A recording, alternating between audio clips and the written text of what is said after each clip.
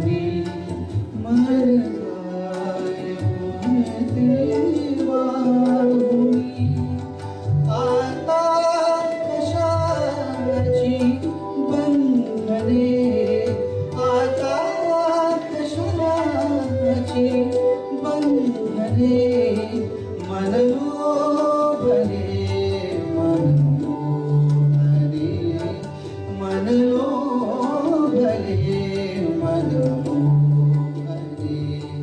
गीतात न्हाली तुझ मुळे गीतात न्हाली तुझ मुळे साधी सुधी